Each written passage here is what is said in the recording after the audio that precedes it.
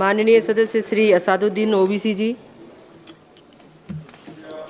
मोहतरमा चेयरमैन साहिबा, मैं शुरुआत में अपनी तरफ से ताज़ियत पेश करना चाहूँगा उन 26 लोगों को जिनका नाम पूछकर और मुसलमान नहीं होने के नाते पर उनको गोली मारकर कत्ल कर दिया गया।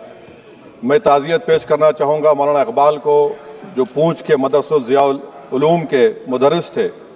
उस 5 साला लड़की मरियम को, जिसको पाकिस्तान की शेलिंग में उसका पेट फट गया। मैं ताज़ियत पेश करना चाहूँगा मैडम ज़ैन अली और उर्वा फातिमा, इन दो जुड़वा भाई बहनों को जिनकी उम्र 14 साल थी। लांस नायक दिनेश कुमार को, बीएसएफ के सब इंस्पेक्टर मोहम्मद इम्तियाज़ को।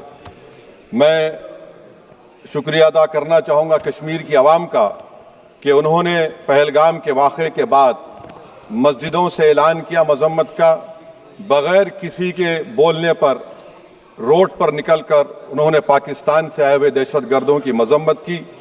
मैं मुबारकबाद देता हूँ हमारी मुसल्लह अफवाज को कि उन्होंने एक अजीम कुर्बानी पेश की और बहादुरी के साथ ऑपरेशन सिंदूर में भारत को कामयाबी दिलाई। मैं मुसल्लह अफवाज ने पहले 9 दहशतगर्द ठिकानों पर उनको निशाना बनाया और सबसे मेरी नज़र में जो दहशतगर्दी के दिल पर हमला हुआ वो भावलपुर का था और 6 एयरफील्ड, 3 हैंगर और 2 रनवेज को हमने तबाह किया। बाद में ऑपरेशन सिंदूर की कामयाबी की एक अहम वजह यह थी मैडम कि मुल्क में इत्तेहाद और इत्तेफाक पैदा हो गया था, एक यूफोरिया पैदा हो गया था, मगर अफसोस कि हुकूमत ने उसका फ़ायदा नहीं उठाया। मैं आज भी कह रहा हूँ, जिम्मेदारी के साथ कह रहा हूँ कि पाकिस्तानी फ़ौज, पाकिस्तान की ISI, पाकिस्तान का डीप स्टेट, उनका हयाती मकसद ये है कि हमेशा भारत को कमज़ोर किया जाए और अगर हमको इन ताकतों को कमज़ोर करना है तो देश में इत्तेहाद और इत्तेफाक को बरकरार रखना पड़ेगा।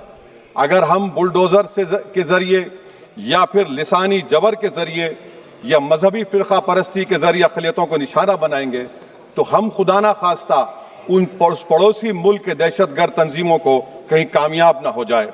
मैडम, मैं आपके सामने ये भी कहना चाहूँगा कि इत्तेहाद और इत्तेफाक इस मुल्क में जब मजबूत होगा तो हमको बैनुल अक़वामी सतह पर दिखाने की ज़रूरत नहीं पड़ेगी।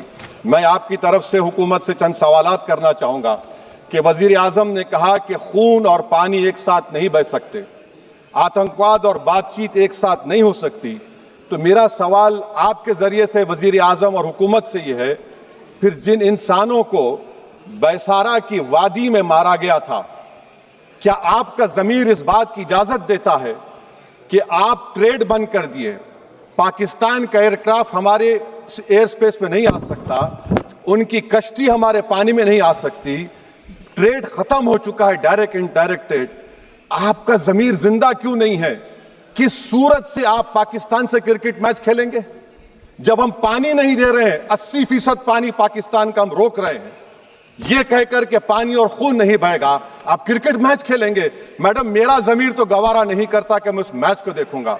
क्या इस हुकूमत में इतनी हिम्मत है कि उन 25 मरने वालों को फोन करके कहे कि देखो हमने ऑपरेशन सिंदूर में बदला ले लिया, अब तुम पाकिस्तान का मैच देखो? बड़ी अफसोस की बात है मैडम। मैडम, अकाउंटेबिलिटी किस पर है? पहलगाम किसने किया?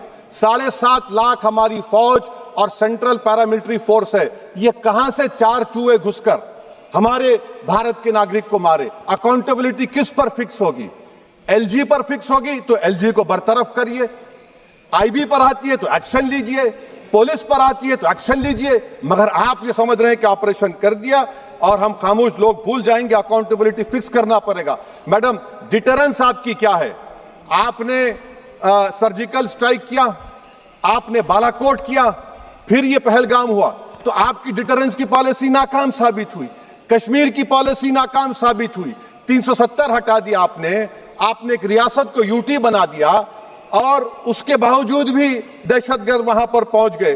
तो और अफसोस मुझे इस बात का होता है मैडम कि पाकिस्तान को हम जानते हैं, पाकिस्तान और इजराइल इस पूरी दुनिया में एक फेल्ड स्टेट है और पाकिस्तान के आर्मी चीफ को, जिससे हमारे स्ट्रेटेजिक रिलेशनशिप, इसको अपना दोस्त कहते हैं, उस देश का प्रेसिडेंट उस शख्स को बुलाकर खाना खिलाता है अपने साथ जिसके भाषण से हमारे लोग मारे गए थे। तो क्या आपकी खारजा पॉलिसी कामयाब हुई? आप देख लीजिए। अच्छा, हमारे देश में एक ऐसी तंजीम है जिसका वजूद नफरत की बुनियाद पर और मजहबी अज़वियत को फैलाने के लिए बनाया गया।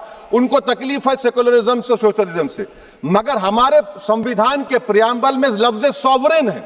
सॉवरेन का मतलब यह है कि हम खुद मुख्तार हैं, हम हाकिम आला हैं, हम अपने मुल्क के मुकद्दर का फैसला करेंगे। एक गोरा व्हाइट हाउस में बैठकर भारत की सीज फायर का ऐलान करेगा? यह आपका नेशनलिज्म है? अफसोस होता है मुझे सर। मैडम मैं आपसे पूछना चाह रहा हूं कि अगर एक चचा सैम ऐलान कर रहे हैं तो हमारी फौज पर क्या असर पड़ा होगा? हमारे उन पायलटों पर क्या असर पड़ेगा जो नहीं मालूम कितनी ऊपर आसमानों पर भारत की हिफाजत कर रहे हैं? वो नेवी का सिपाही जो समंदर में खड़ा हुआ है, उसको यह नहीं मालूम हो रहा है कि मेरा प्रधानमंत्री ऐलान नहीं किया, एक गोरे ने ऐलान किया। बड़ा ये आपके कैसा होगा ये? मैडम, मेरा सवाल हुकूमत से यह भी है कि हम कोई एडवर्सेरियल कंट्री नहीं है अमेरिका के लिए, हम दोस्त हैं, स्ट्रेटेजिक रिलेशनशिप है। क्या क्या एग्रीमेंट हमने साइन नहीं किया, तो क्या ये दोस्ती निभा रहे हैं? मैडम, मैं हिस्टोरिकल एग्जांपल दे रहा हूं। क्रुश्चेव और टीटो, क्रुश्चेव ने दबाव डाला, टीटो ने कहा मैं नहीं मानता, मैं नैम ज्वाइन करूंगा। मैडम, फ्रांस और यूएसए, डिगोल को जब यूएसए ने दबाव डाला तो डिगोल ने कहा कि तुम दोस्त हो मगर हमारी खारिजा पॉलिसी आजाद ना है। मैडम, वहीं पर आप देखिए गुजराल साहब, जिसको कहते सबसे कमजोर थे, वजीर आजम थे, उन्होंने बहादुरी का मजारा कि रिफूलिंग करने नहीं दिया। वियतनाम 20 साल यूएसए लड़ा मगर झुका नहीं, और हम उनको बोल भी नहीं पा रहे, हम तो कोई दुश्मन मुल्क तो नहीं है अमेरिका के, ये आपको समझने की जरूरत है। और मैडम, यहां पर वजीर खारजा ने कहा वो चीन गए, डिप्टी चीफ ऑफ स्टाफ ने कहा कि चीन के इक्विपमेंट एक लाइव लैब था हमारे उनके लिए। क्या आपने कहा चीन को कि तुमने क्यों दिया पाकिस्तान को हथियार? आप नहीं कहे।